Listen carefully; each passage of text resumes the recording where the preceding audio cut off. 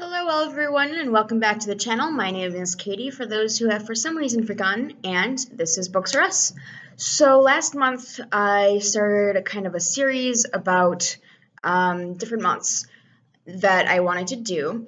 So like last month it was mental health awareness month. There we go.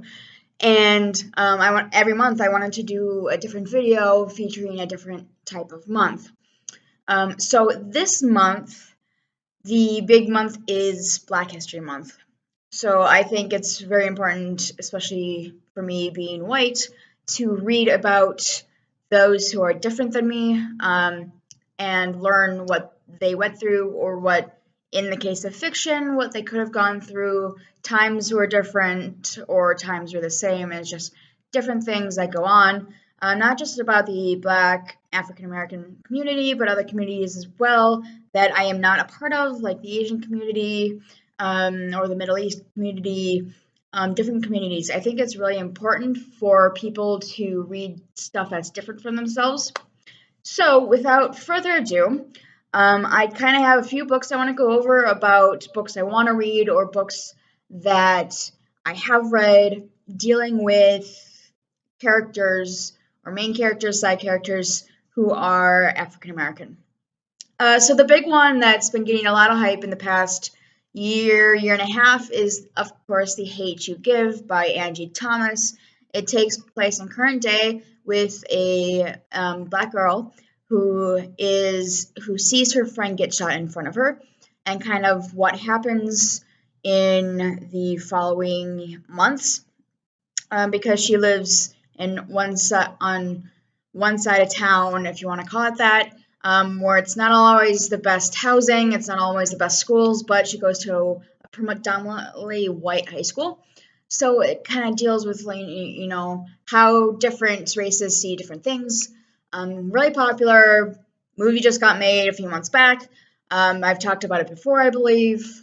The next one on my list, let me just double check. Oh yes, it is Underground Airlines by Ben H. Winters. It was published a few years back, and basically it's current day, where we have cell phones, internet, airlines, everything, but there's one major difference. The Civil War never occurred.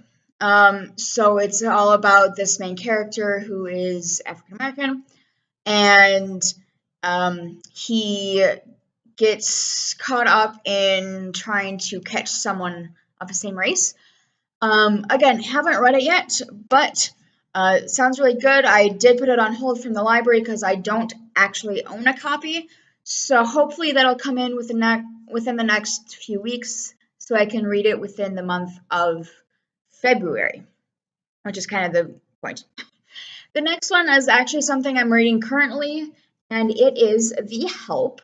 Let me get it there. There we go. The Help by Catherine Stockett. You can tell this is an old library book because the barcode's been crossed out. Just started this yesterday because transit was terrible. Anyways, I started this yesterday, and right now it's about we've gotten two main perspectives, and it's about these African Black women who, let me put this over here, the Black women who are maids for the white women in their town. There's two of them. I know it goes on to a white woman later, but I haven't gotten to that part yet. But kind of like life, I believe this is in the 60s. Yes, it's set in the 60s, so life at that time, being a Black maid in a white household, and kind of what you kind of need to go through. I will point out, I looked at the author info, and the author is white. It's still a good book so far, but I always take books with African American or Black characters, main characters, written by white authors, with a grain of salt, because they're not Black. The next book on my list is I Know Why the Caged Bird Sings by Maya Angelou. It's an autobiography of her first 17 years of life, so everything since she was born through age 17. It deals, again, in the 60s, 70s time frame type, growing up with her grandmother, and then going to her mother's and her father's, and kind of what happens. So it's a really good read because it is Maya Angelou, and she's very well known in the English circles, being an English major and a library science master's. You hear Maya Angelou a lot, so definitely give this a read if you are interested in that. The next one I actually finished a few days ago. It's called Homegoing by Ya Gyasi. If I mispronounced that name, I'm sorry. I had actually gotten this a few years back at my bookstore because we had gotten an advanced copy and they were asking people, but I hadn't read it until a few days ago. It basically, let me get to the page, but it basically follows a family. Here is the family tree. I just looked at a updated version of this, or not updated, but a complete finalized copy of this yesterday at work, and the tree hasn't changed. But you saw that there are two sisters there. Let me get it up again. We have Effia and Essie. They are half sisters, but they don't know that they're half sisters. Essie doesn't know until she is taken away from her mother by slavers. Effia doesn't know until she leaves her town to marry a white man. So that's kind of where they split, is Effia marries a white man, and then Essie is part of the slaving trade back in the 1700s. From there, you kind of see each generation through the chapters, because each chapter is a different character of the family. And then by the end, you kind of get stuff wrapped up. I wasn't a fan of the end, but that's my personal thing. But it is a good read because you kind of see the different sides of slavery from an African American perspective. This was definitely a good read, all about family and legacies and sticking together in hard times. And then next one I have on this list is Bud Not Buddy. It's a children's book by Paul Christopher Curtis. It's, again, about a little black boy in the 50s or 60s, and I read it last year because I wanted to read it with the kids as like a kind of a kids book club, but no one showed up, unfortunately. Really good book, but he is an orphan, and he wants to find his dad, because his mom has died, but always kept alluding to his father who ran away, who left the family, basically. So he leaves the current family he's in and tries to go find his family. Actually, I think it's in the 30s because they talk about recession, the Great Depression and stuff. So 30s, 40s. But it's actually really interesting. I know it's more of a middle grade book, so if you're interested, definitely look into it because it is very interesting. Like I said, like 5 times already. The next one is actually a book I am doing for book club this month, and that is The Color Purple by Alice Walker. I don't know why all of these books are set, decades ago. I feel like we should have more books like The Hate U Give in current times. It's between the wars. It's about this girl who was born into poverty and segregation, and kind of her life and what happens. Again, we need more current stuff. That's what I'm trying. That's what I'm finding is like a lot of these books, a lot of them were written in the last 10 or so years, but they were set like way back in like the 50s, 60s, 70s type thing. I mean, maybe not even the 70s, maybe just earlier than that. And I think we just need more current ones. Yeah, that would be good, like Underground Airlines or The Hate U Give. So the next two books kind of go together because they're by the same author, and that is The Adventures of Tom Sawyer as well as Huckleberry Finn. I don't have a copy of Huckleberry Finn. I tried getting one in this really nice binding at Barnes & Noble, but turns out they don't have one. Fortunately, they have a softcover version, but I kind of wanted the hardcover version.